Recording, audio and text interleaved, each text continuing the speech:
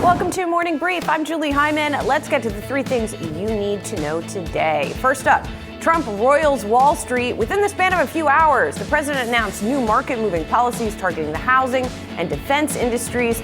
Investors are now debating whether the president can or will follow through.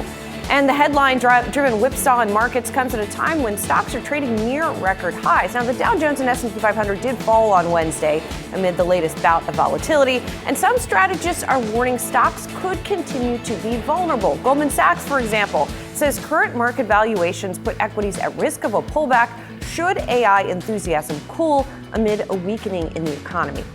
And speaking of AI, Nvidia getting a boost amid a Bloomberg report that China will approve its H200 sales in the coming months. That move would reopen a big market for the chipmaker. Nvidia's CFO has estimated the company could pull in $2 to $5 billion per quarter in sales from the world's second largest economy.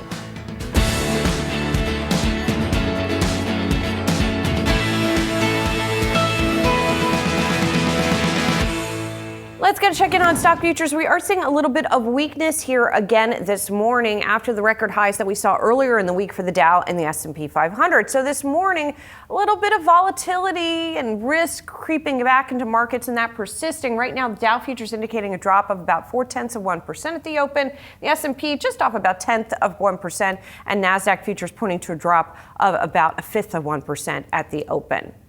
Well, Trump headline risk returning to kick off 2026 with the president's announcements on defense and housing rattling investors. Yahoo Finance Washington correspondent Ben Wershkul joining me now with the latest. And of course, not just defense and housing yesterday, but the whole Venezuela situation, the effect on oil and on the energy markets. And, you know, it's kind of kicking off this year a little bit like we kicked off last year with this just forceful comeback of announcements on a variety of industries, and the president really firing off a lot of different directives in quick succession.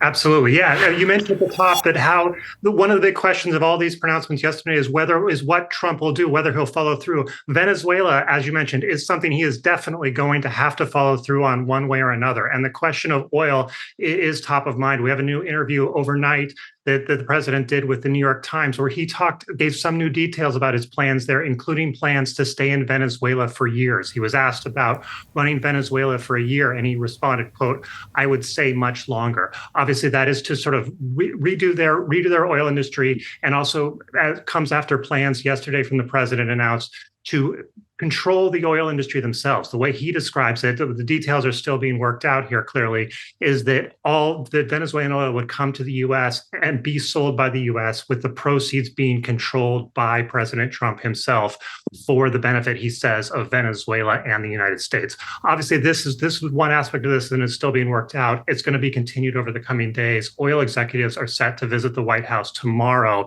for a kind of a wide-ranging summit in person to kind of start to sketch out the plans here for the coming years with all this Venezuelan oil. Yeah, and we're going to talk more about the Venezuela situation in a few moments with our reporter Jake Conley. The real question there is, who pays for all of it, right? Not who buys the oil, but who pays to get the oil out, who pays to refine it.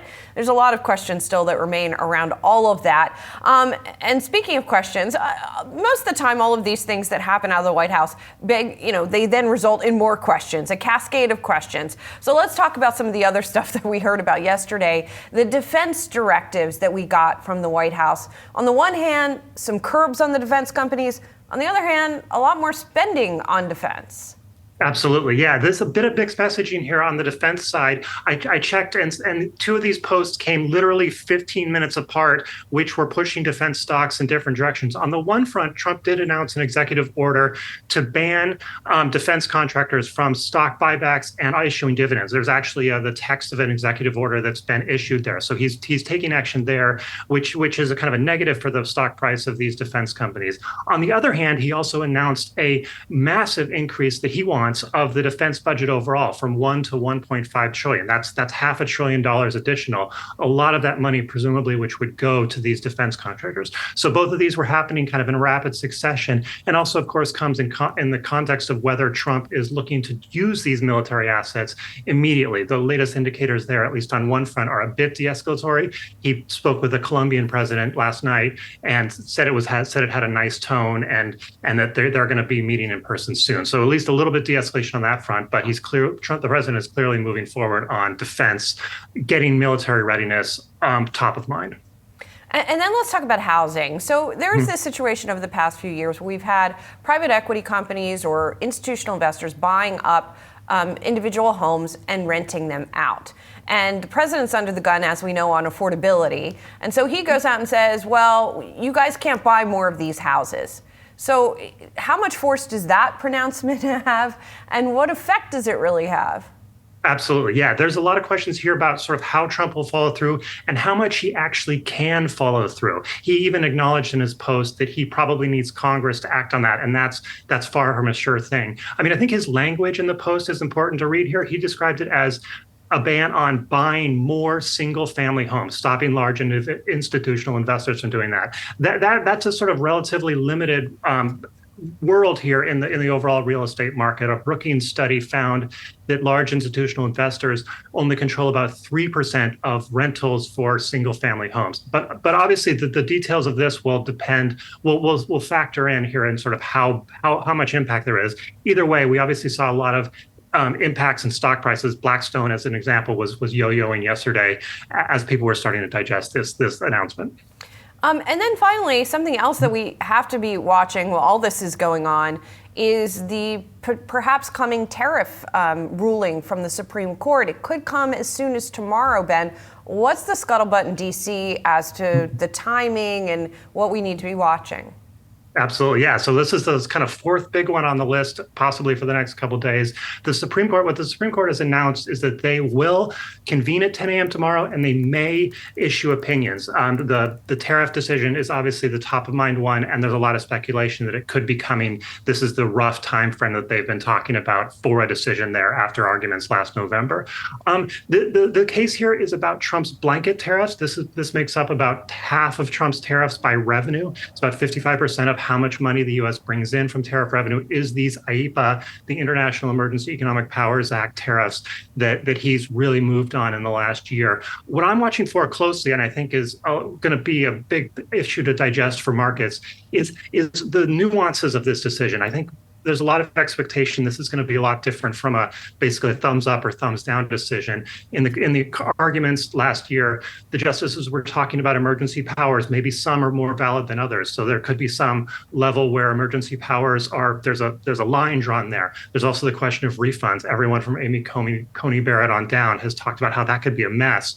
But depending on how the justices rule, that could be also on the table as well. So that'll be depending whenever this decision comes, it's expected the next couple of weeks will be a lot for markets to digest on the trade front. Whew, Ben, going to be busy soon. Well, you already are busy. You're going to continue to be busy. Thank you so much. Appreciate it. Well, stocks are pulling back from record highs as investors face this whiplash from the flurry of announcements out of the White House. Joining me now is Kevin Gordon, Schwab Center for Financial Research, head of macro research and strategy. Good to see you, Kevin. Thanks for being here. Morning, Julie. Okay, so we do have futures pointing to a lower open this morning. We have all of this that's going on, all of this noise, once again, the resurgence of noise from Washington. Is that what's going on? I mean, I think people struggled all last year with how to play these headlines. And now they've got a reminder. Like, how do they do it? You know, our theme all of last year really hasn't changed. One of our central themes is that this policy risk or overhang is really here to stay, meaning you've got so much, sort of front page risk, not necessarily always translating into bottom line risk, which I think is a really important distinction, especially with the industries that you were just covering with Ben, everything from housing to oil. That distinction is really important, how this actually affects companies, in the medium to long run. So that's something I think that needs to be focused on. But yeah, I mean, the idea that you have all this policy risk now originating purely from the White House at this point has been a persistent theme, and we think it continues to be. And that's really something that gets, I think, probably heats up the most in the first half of the year because of not only the tariff ruling, but what I think will be maybe the most consequential, which is what happens with the Lisa Cook ruling and then what happens with the Fed chair after. Does the construct of the Fed really shift in the back half of the year? So many unanswered questions. And then you layer on everything that happened yesterday. So it has been a theme where we think this is going to continue to drive volatility. Policy will continue to drive volatility and look risky. But as we learned last year, there needs to be sometimes this important distinction made between what is the risk in terms of the headline and what's the risk in terms of the actual bottom line for profits. Right. What is the follow-through? I mean, tariffs, Liberation Day is probably the prime example of that. That said, let's talk about Venezuela for just a moment, because I know you're paying attention to the effect on oil prices, both short and long term. And I know there's a lot of debate about this because it doesn't seem like anything's changing in the immediate term in terms of oil market dynamics. Yeah, I mean, our view has been that because of the supply backdrop and you're really not getting this significant boost in global growth. I mean, we think things could stabilize this year and look relatively okay, but growing at 2% in the U.S. or 2 to 3% is very different than moving back up to what we got used to a couple of years ago, where you were going through much more of an expansionary boom. So that, in addition to what has been this global supply glut, if you do go into Venezuela and you start seeing more oil released into the market, which we think could take some time. So I think that the expectation that you're going to get this significant boost in supply, at least in the short term, is pretty far-fetched. But path of least resistance for oil prices would probably continue to be lower. So we don't really see a ton of disruption. Fortunately, from an inflation perspective here in the U.S., which I think is a positive thing, because you would have that more of a disinflationary force on the energy side. But at the same time, I think from an investor's perspective, when you're thinking about investing in the energy sector from a stock market point of view, that could be a little bit more of a bearish case if oil prices continue to decline, puts more downward pressure on oil companies in terms of revenue, especially if there's going to be a huge capital investment to go into Venezuela. Right, which they'll probably be reluctant to do, but we'll see if the president can convince them gently, I'm sure, to do so. So we go into this year with a lot of the same themes of last year. You guys sticking with a similar playbook here. I am curious the view on AI and how people go about investing in it after the year that we've had and all of the discourse that we have had. Yeah, we first wrote about AI kind of transforming from this, or at least the benefit in the market, moving away from just the innovators and into the adopters and who's actually implementing it. That was a couple of years ago, actually, that we started to think about that. Maybe it was a little bit too soon at the time because the larger tech companies and the hyperscalers continued to have relatively strong returns over the past couple of years. But we do think that is a theme that'll continue to emerge, where you're starting to see more of the benefits crop up in different sectors in the market. And I sort of, joke, if you ask 10 different people what the AI trade is, I think you could get 10 different answers. Because are you talking about the hyperscalers who are continuing to spend a ton in terms of the data center build out, or are you talking about now healthcare companies, for example, who are benefiting from the technology and trying to figure out how they can, manage through not having to hire as many people and keep profit margins relatively elevated. So to me, it's really spreading throughout the market. And I think using AI as a term and as a sort of a catch-all doesn't necessarily confine you anymore to tech or communication services. I think it's a much broader swath of the market. So we think about it more now in terms of who is benefiting the most from the technology. And then on the CapEx side for the hyperscalers, what is the expectation moving forward? How much of there is going to be sort of this investor kind of gut check every time earnings season rolls around, and how much the CapEx estimates are upped? Because we've seen that pattern now over the past year and a half, I would say. Every time earnings season rolls around and you see these big tech companies, up their CapEx budgets, there is a little bit more skittishness on the part of investors when you look at the stock reactions. Yeah, so you think that will continue also? Yeah, I think there will be continue to be discipline around it at least. Right. Because what's the potential for the return on that investment, and how does that get mapped out into the future? Especially because I think the bigger problem that AI faces in terms of the build out is maybe more economic in nature in terms of the electricity usage, how much of that translates into a potential inflation problem and a resource constraint problem for some of these local communities. I mean, even for a state like Virginia, where I think a third of that power supply is going purely to data centers. I mean, that eats up a lot of electricity usage. So to the extent that becomes more of an issue for the average consumer in that area, and if that translates into inflation risk and inflation expectation risk, it's not going to be linear, it's not going to be uniform around the country, but I do think that that's a risk that we have to be thinking about now. Yeah, definitely. Yeah. Kevin, good to see you. Nice to see you. Thanks so much. Thanks. Coming up on Morning Brief, we'll bring you today's top trending tickers and count you down to the opening bell. We'll be right back.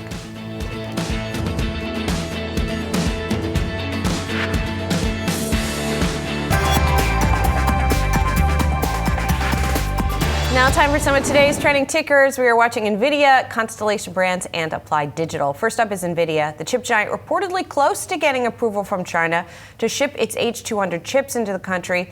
Bloomberg says that approval could come as early as this quarter, and the sign-off is necessary for any chips to get sent. Nvidia CEO Jensen Huang said this week Chinese demand for the H200 is quite high. Markets and data editor Jared Blikre is here with me too. I also thought it was interesting, yes. Reuters reporting this morning, Nvidia says to its Chinese clients, according to Reuters, we want to get paid up front. Yeah, I like that part. Yeah. You know, the whole thing with this Nvidia in China is this is gravy because they have not been including expectations for China sales in their earnings. And so this is just right on the top.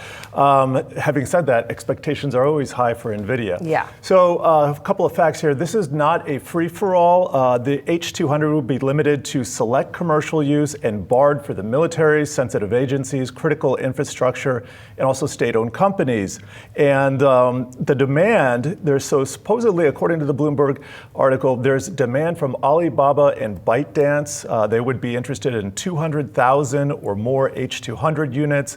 And there's also regulatory uncertainty. Mm-hmm. This is not only in the US, but in China. So it looks like that's steadily evaporating, but Reuters says China has asked for some of these firms to pause orders. And as you said, Nvidia wants to get paid up front. And we'll see how that goes. You know, long-term, Nvidia is still not that far off from its record highs. It's about 8.5%, 9% off those record highs. It's been the center of this AI story. So if they actually are able to ship to China and exceed demand, and they are able to put that in their next earnings report, you know, I think that could be a major catalyst. Yes, as you said, it's not something that the company or analysts are factoring in to the earnings right now. All right, let's talk about Constellation Brands as well here. The beverage giant is the parent of Modelo and Corona beers, is posting third quarter earnings that beat estimates. Beer demand helping lift results, and it's seeing improvement in its other smaller brands too. The shares aren't moving that much this morning, even after those numbers. Yeah, the stock is down about 35% over the trailing year, and it's been cut in half from its highs in about mid-2024. Just a quick rundown on some of the results here. They beat on profits and sales. Beer has been the stabilizer, so beer sales were actually down 1%. Nevertheless, that's a huge improvement from the prior quarter, which was a 7% drop. And you mentioned some of those brands. The ones that mattered are Modelo and Corona, and also some of the smaller ones, as you mentioned, Pacifico, Victoria, some of the Corona extensions. The drag in the company is wine and spirits, much steeper decline than for beer, and also according to expectations or versus expectations. And then there's also the consumer backdrop. You know, the K-shaped economy. There, I got it out of the way. We got to say that once per segment. There's pressure from tight household budgets and also a pullback among Hispanic consumers amid immigration policy uncertainty. There's also a tariff angle because aluminum import tariffs are 41% of its Mexican beer packaging. So one final note here. Guidance tweak, they lowered their full year EPS range to $9.72 to $10.02 from $9.86 to $10.16, and they reaffirmed that organic sales declines are expected for the year. So this is a company, this ship needs to be not only up for, it needs to be stabilized. Yeah. And I think that's why we're not seeing the shares moving that. I mean, the stock has had a miserable 12 months. It's down something like 35%. Yeah. So to your point, investors want them to do something more dramatic. I will say one small tidbit. There is its first non-alcoholic Modelo product is coming out in the US. It is Chelada Limon y Sal non-alcoholic. I don't know what non-alcoholic is in Spanish, but in any case, they didn't put that part in Spanish, just the Chelada Limon y Sal. Anyway, so we'll have to check that out. Yeah. See if that's gonna, we know non-alc is a big trend, so see how that goes. And finally, let's talk about Applied Digital. The stock is surging ahead of the opening bell on results that topped expectations, but optimism tied to the AI boom really is helping lift the shares. The data center developer teased a lease with a new customer this year. We don't know who it is. But No. you get The these mystery customer. But we get these kinds of announcements from these kinds of companies. Right. So a hyperscaler would be a huge deal for this company. And just a little bit of background, because they're kind of new. They IPO'd a few years ago. What do? They build and run data center sites designed for AI and high performance computing. So that is power plus cooling plus buildings that can host these massive server clusters. And they make their money by leasing. And as I just said, the fact that they might be getting a hyperscaler customer kind of, it just paints a rosier picture for the future. They also need a lot of electricity, and we know that electricity is in high demand. So there's, there are a lot of moving parts here. But as to some of the details, management hinted that a lease could be finalized in early 2026. That's this year. It would maybe be signed in phases, so we won't get, everything at once. And quarterly results here. Adjusted earnings were break even versus a 16-cent loss expected. And the company expects to surpass $1 billion in net operating income within 5 years. Net operating income is cash profits from the properties before their financing costs. This stock, by the way, is up more than 200% over the past year. Yeah. And I think what's going to be really interesting with the companies like Applied Digital and some of the infrastructure providers, some of these types of companies took a hit earlier in the week after we heard not so much Applied Digital, but some other companies that do HVAC type stuff. Right. After Jensen Huang talked about the new Vera Rubin not necessarily needing pre-cooled water. That's something that those companies brought. In other words, I guess what I'm saying is it's going to be interesting as the year goes on, as these chips and systems in AI data centers evolve, how are the infrastructure needs going to change? And it's such a complicated picture with all kinds of moving parts, but that's why these guys get paid the big bucks.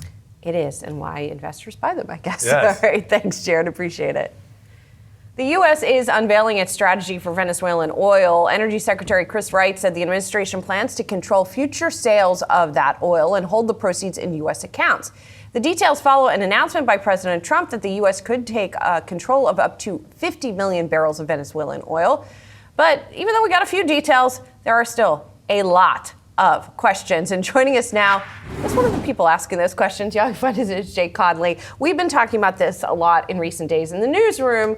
Every time we get like a little drip of information, it then triggers a series of new questions. A whole flurry of new questions, Yeah. right? That's the thing. We've seen information slowly bleed out, but the details are so slow to come. Chris Wright came out on stage in Miami and said that the U.S. is going to be controlling these sales indefinitely. That immediately opens a lot of questions about who's marketing that oil, who's moving that oil, who's selling it. You saw the White House say that they're already engaging some of the world's leading commodity providers and commodity houses. Ben Wershkul, Trafigura's head of oil, went on Bloomberg TV and said that he's already in talks with the U.S. administration about a potential plan to set up there. Thinks Trafigura is well set up to be in that space. You're going to see interest there. Where details really have been scant, though, for me at least, is on the U.S. industry side, the upstream producers. This is Exxon, this is Chevron, this is ConocoPhillips. You got to remember, a lot of these companies are still owed billions of dollars in money from when they were pushed out of the country. This is a tenuous political situation, and their first responsibility is going to be to their shareholders who want to see stable returns, stable dividends. So what's the incentive going to be to go spend billions of dollars? Rystad Energy saying $100 billion probably over the next 10 years to go into a risky situation and maybe take a loss or take years to see any return on that. So, Jake, I just want to spend just a second here differentiating, because when we talk about the 50 million barrels of oil coming in, most of the oil we're talking about right now is oil that's already kind of being produced there. Correct. Yep. There's existing production infrastructure. But then when you talk about the U.S. majors coming in, that would be additional Correct. production. That's These sort of production. Unlocked production Right. that's in Venezuela. So there would be sort of two different tranches and phases, right? In what we're talking about. This 30 to 50 million, this first tranche that Trump's been talking about, is oil that's already been produced. It's either sitting in a tanker in Venezuela or it's sitting off the coast in a floating tanker storage. What the upstream producers, Exxon, Chevron, ConocoPhillips, those players would be doing would be new production. The problem they're going to run into is that all the infrastructure in Venezuela for that kind of work has spent the last decade really degrading. There have been robberies. Been sitting there. Exactly. Oh, or getting stolen. Okay. People have been stealing metal. Things have been falling apart. Wellheads haven't been maintained. There were some details coming out that, when you load a crude oil tanker at port, That's a few hours to a day kind of process. In Venezuela, it's taking up to 5 days because the technology has been so degraded. And so that's going to mean a lot of upfront cost for all these companies to come in and start reworking everything. Okay, really interesting, and obviously something we'll continue to watch. Thanks a lot, Jake. Thanks, Julie. Appreciate it. Well, that does it for Morning Brief. Guess what? There's no tease with Brian Sozzi today because he's not here. I'm filling in on opening bid next, so keep it right here on Yahoo Finance.